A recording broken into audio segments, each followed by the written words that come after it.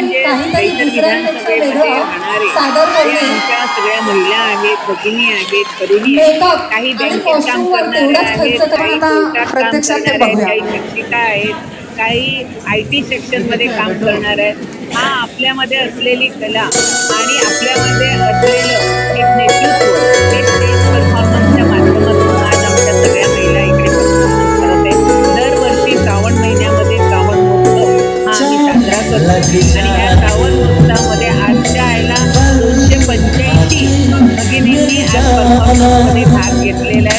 त्याचबरोबर आमच्या आदिवासी नृत्य आहे, आदिवासी कला पण आपण दाखवते. म्हणजे सर्व समाजाला मुंबई कोणाची नागरी कोळी लोकांची तर त्यांच्यापासून आमचं भारूड असेल किंवा आमचा जोगवा असेल किंवा आमची लावणी असेल किंवा आमचा गरबा असेल किंवा आमचा हरियाली असेल, हे सर्व प्रकारचे किंवा आता सर्व म्हणजे इंटरनॅशनल वेस्टर्न डान्स म्हणजे आमचं चायनीज तो सुद्धा आम्ही जॅपनीज डान्स करू. असे सर्व परफॉर्मन्स एका मंचावर करण्याचा हा एक दिवस असतो.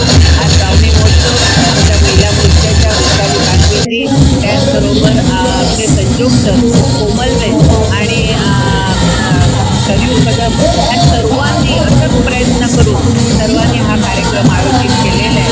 मी प्रेक्षकांचे सुद्धा धन्यवाद देते की न बोलवता इथे प्रेक्षक सुद्धा आज इथे अवेलेबल आहेत.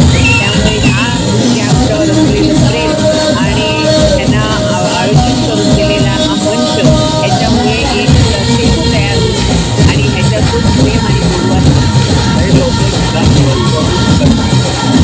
हे बघा, दहिसर विधानसभेमध्ये कमळ नक्कीच खिलणार आहे आणि हॅट्रिक सुद्धा कमळ मारणार आहे.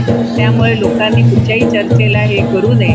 मुंबईमध्ये सर्वात जास्त युतीचे आमदार निवडून येणार आहेत आशिष शेलारांच्या नेतृत्वाखाली आणि देवेंद्रजी, शिंदेजी आणि अजितदादा पुन्हा हा मुख्यमंत्री महायुतीचा होणार आहे.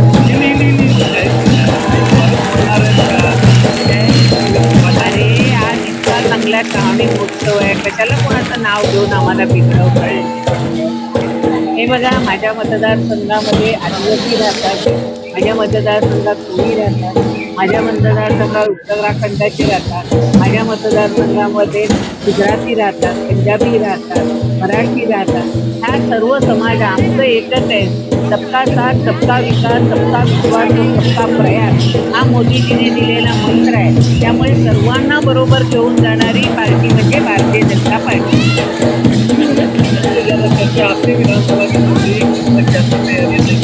देखो, भारतीय जनता पार्टी का बूथ लेवल का कार्यकर्ता सज्ज है.